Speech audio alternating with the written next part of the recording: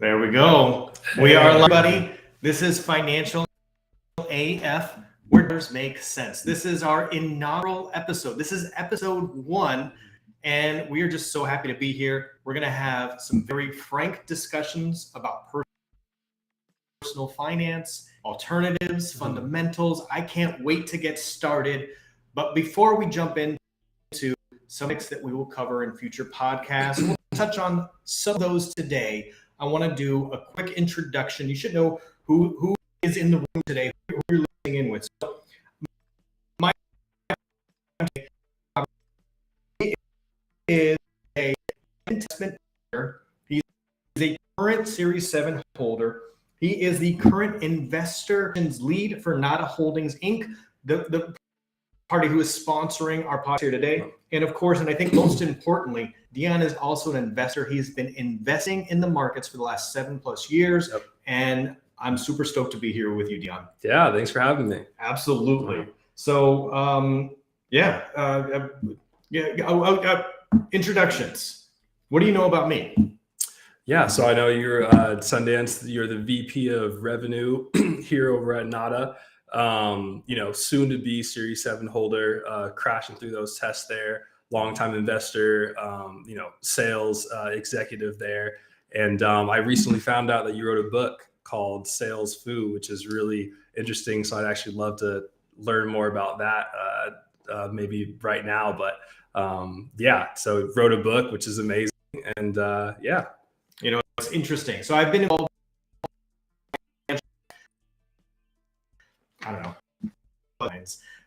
predominantly the debt side, selling mortgages, training people how to improve their credit so they can qualify for their loans and work that angle. And recently I became a Series 65 holder. I'm not currently sponsored, so I'm not giving you a financial advice just yet. But it is active, and going through those motions has been very eye-opening for me.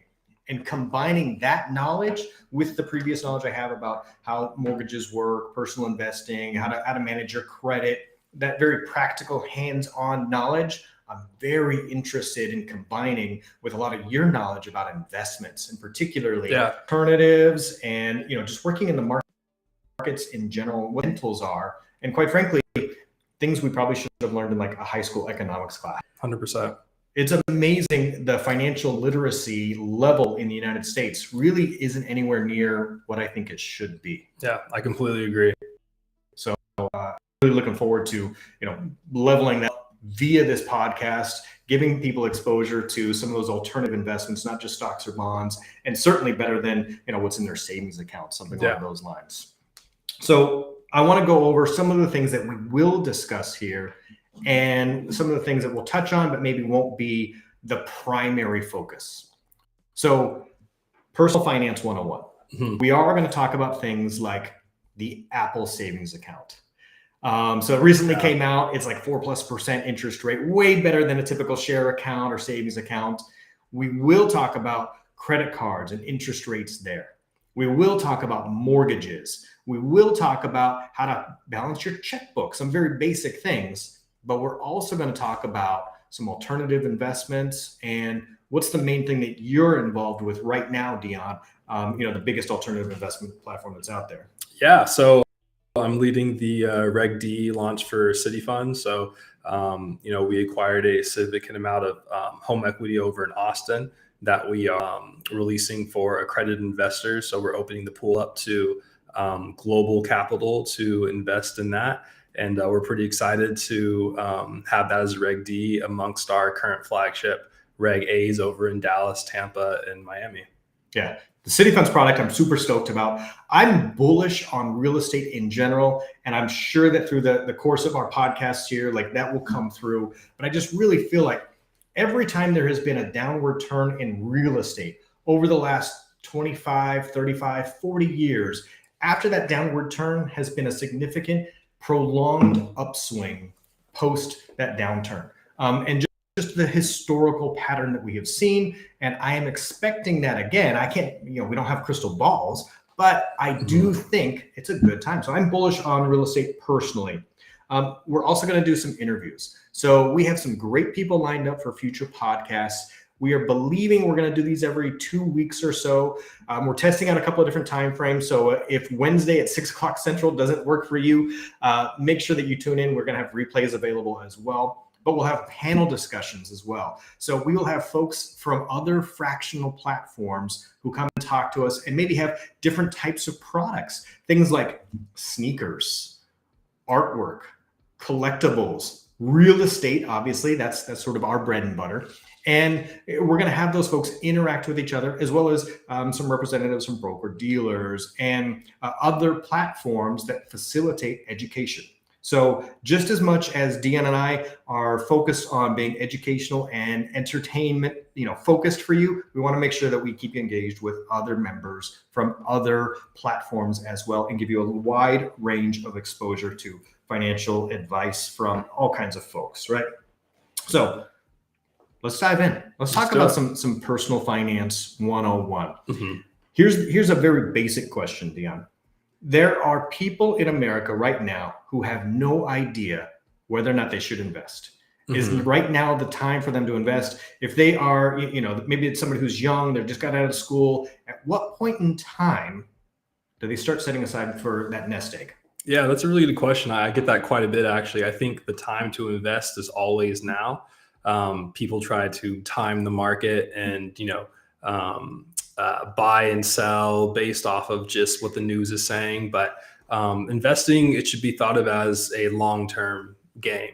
This is a long-term activity where, you're putting money in and you're looking, for that to sit for, 10, 15, 20 years, because the facts are that the 10-year average for the S&P 500 is around just above 15%. Mm-hmm.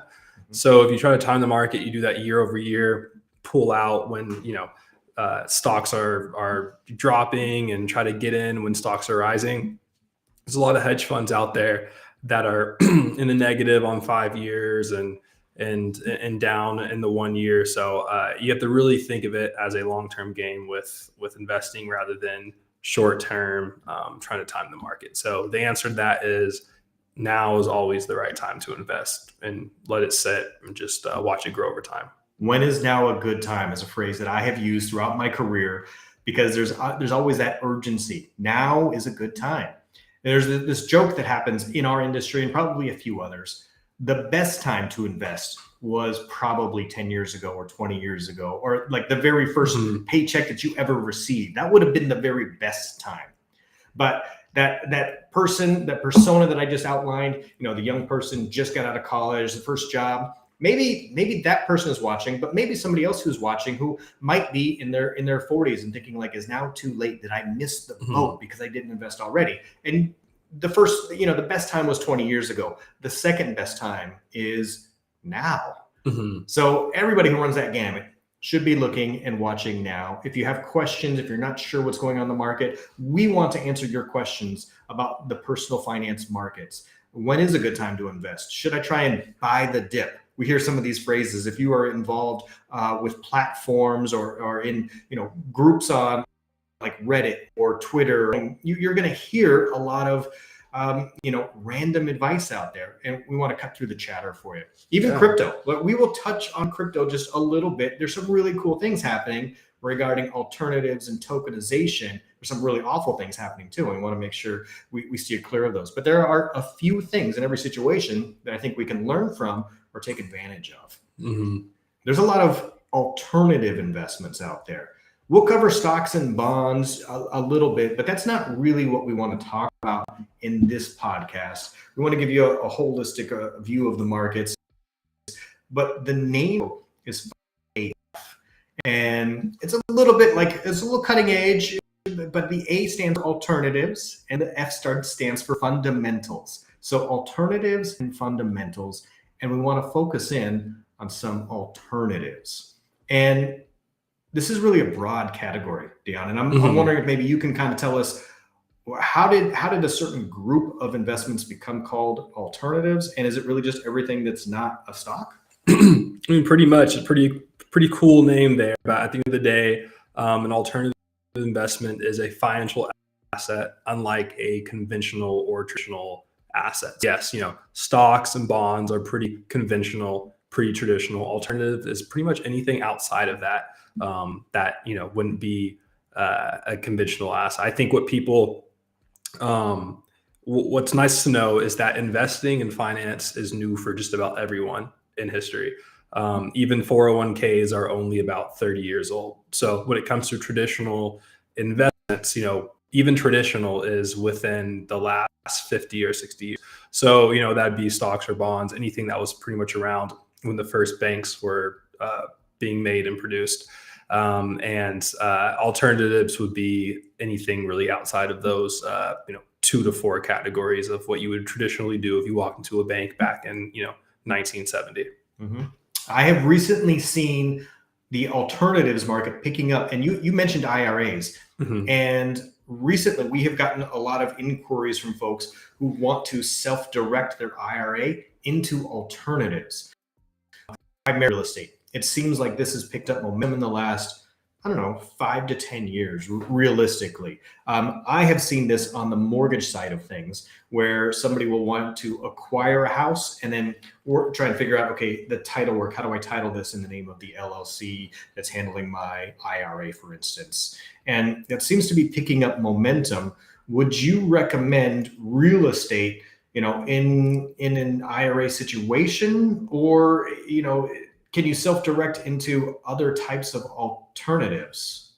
Yeah, I would suggest real estate in just about any situation. Point blank, I think real estate is the traditional top way to grow wealth, either passively or actively investing in any property. When it comes to where that capital comes from, of where you would invest in real estate, I think it's the duty of any investment manager in 2023 to find new ways to outsource that capital. So if you're an IRA and you have those retirement funds in there, investors want more in 2023. Investors don't want typical investments that might be very diversified, where they're not getting a lot of upside during a down market.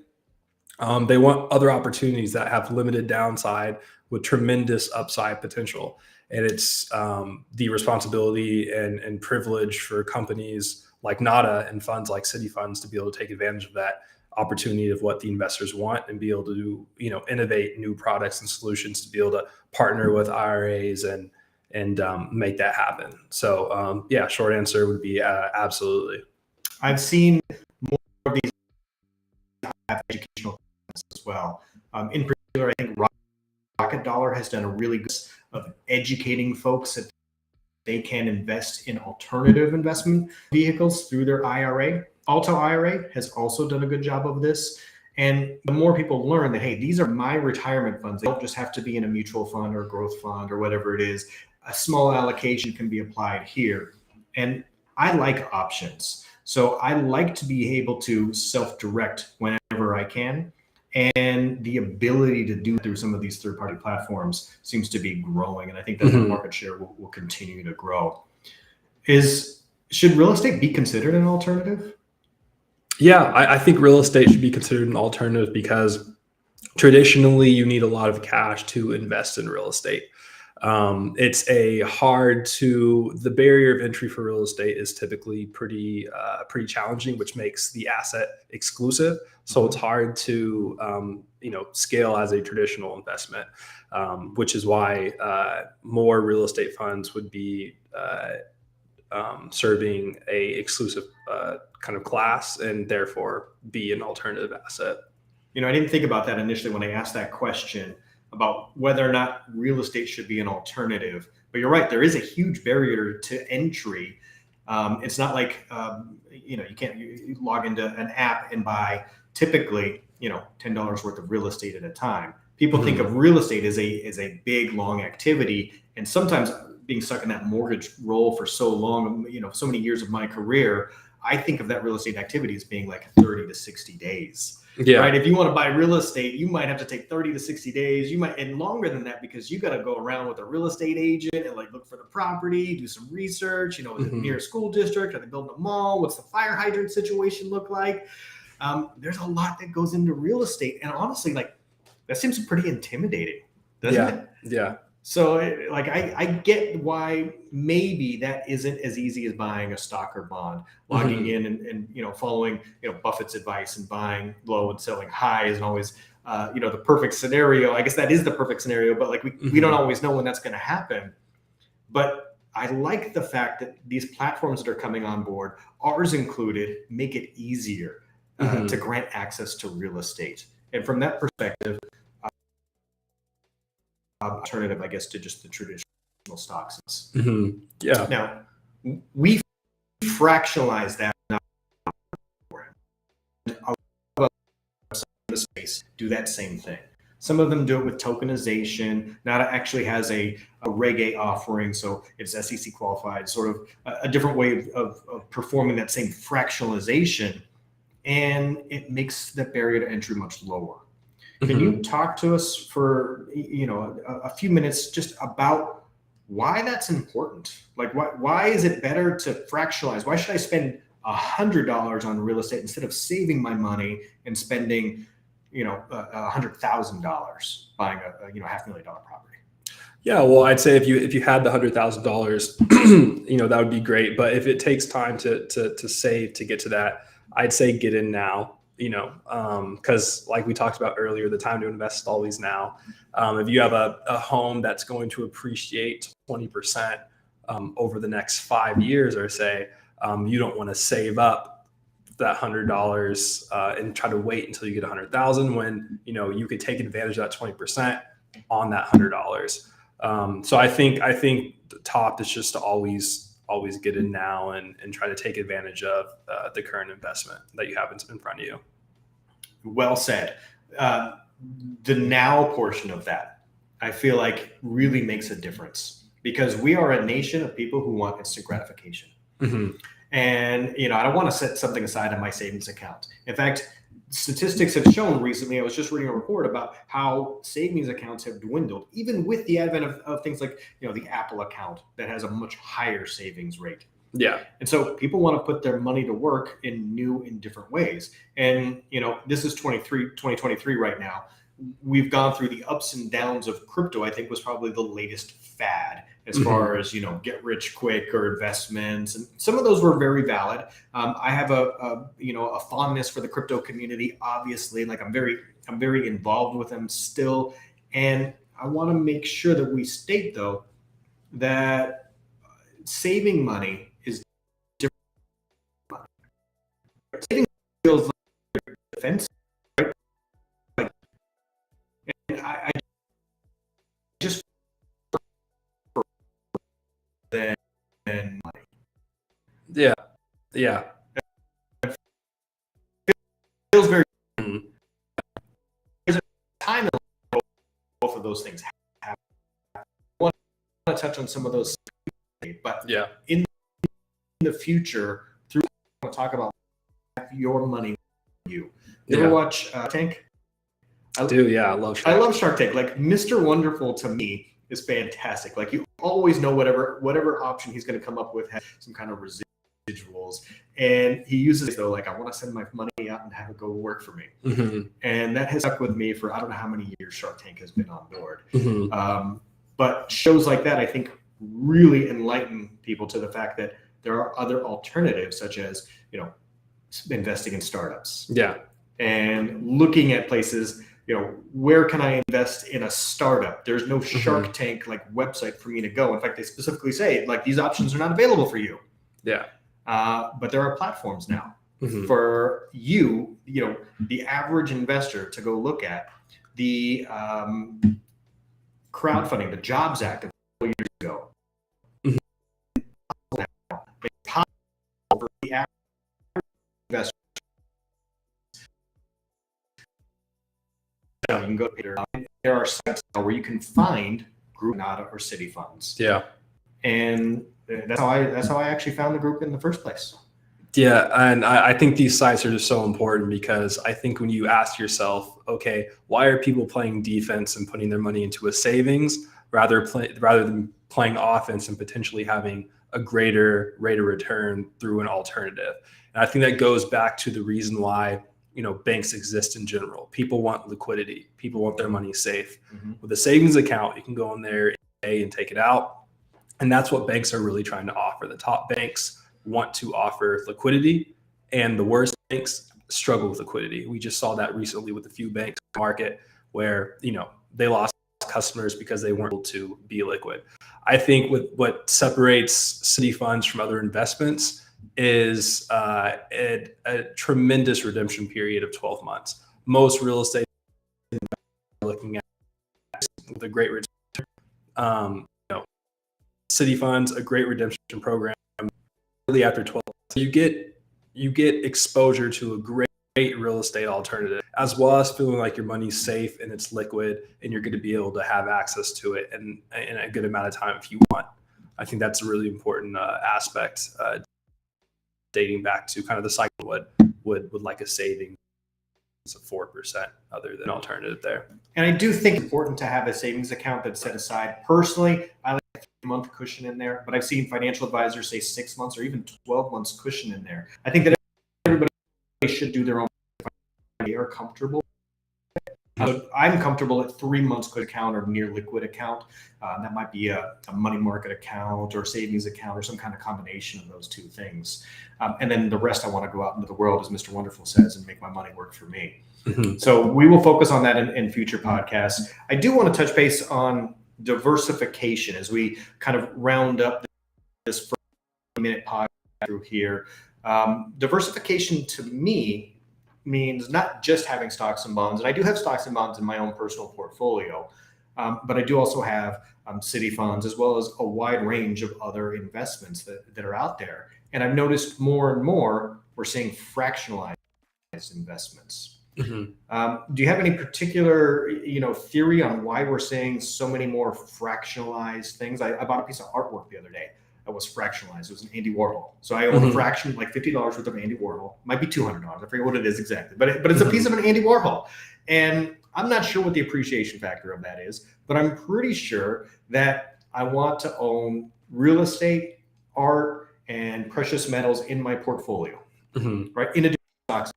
And does fractionalization really make that easier? Yeah, absolutely. I think the investor has been wanting accessibility for 20, 30 years now. High, luxurious assets like art, luxury homes, music, very exclusive. These are, can be millions to billions of dollars of the typical investor cannot afford that. So fractionalizing lets, big firms be able to raise that capital through a fund of people gathering their money, co-investing to, buy that asset. And those assets can have enormous appreciation on them. So fractionalizing, you're able to get in with a lesser amount than a typical alternative investment, as well as pretty much have the same appreciation in there. So it's a great opportunity for investors to really take advantage of that and have access to, years ago. Mm-hmm. Yeah. The diversification for me means there's less likelihood that, one tragic event is going to go in and I'm going to lose my entire, investment. Yeah. So I like the diversification. And if it's fractionalized, I can choose to own a wider variety of items there. I may not see the same great returns, but I don't have to hit a home run every single time. Mm-hmm. And so for me, I'm a pretty active investor, but that diversification for me means, okay, I don't have to watch it every single day. I'm not a day trader. I typically set it and try to forget it, but that diversification gives me personally a little bit of peace of mind, especially with some of these alternatives where, it might just be cool to own part of an Andy Warhol, part of Miami. So that leads me in as a ramp up, towards the end of an hour here. City funds, the QR code, and there is an investment special. So you can see it now on the screen there. You can scan that if you're on your phone. List afterwards, scan the scanner with your phone while you're on your phone. Figure that out. But you can a special investment offer for you. So there is an incentive right now. If you're watching this right now on LinkedIn or Twitter or YouTube, there is an investment offer right now, an incentive. So if you put in $1,000 into, let's say, Dallas or Austin, we will add in $100 additional investment value for you. So $1,100 for the price of $1,000. All the details there. There is a in the scrolling piece down below us, or we'll post that in the notes for you as well. If you go to nada.co, you can check that out, and you too can own real estate diversified, and we fractionalize in those particular cities. As we wrap up, I think it's been a great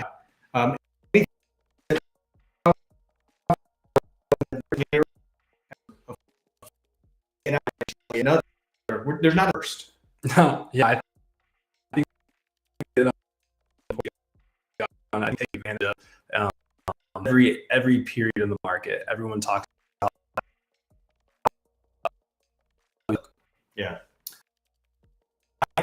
To be doing these, I'm to be in the markets that we're in right now. I'm stoked that we're going to make a difference for people who are watching this, and that opportunity is not something that either really takes lightly. Mm-hmm. So if you have questions, if you have a particular topic, if you have somebody who you think would be a fantastic guest, somebody who would be dynamic, and you want to hear more about their particular platform, and they are in the alternative investment space, by all means, shoot us a message, a DM. They're open. You can email hello@nada.co. We will reply back quickly for you, and it's just been fantastic. I'm glad we're doing this. Yeah, likewise. All right. We're going to see you folks in 2 weeks from now, same location. So stay tuned, and we'll post some replays for you as well. So Financial AF, I guess we're signing off, where dollars make sense.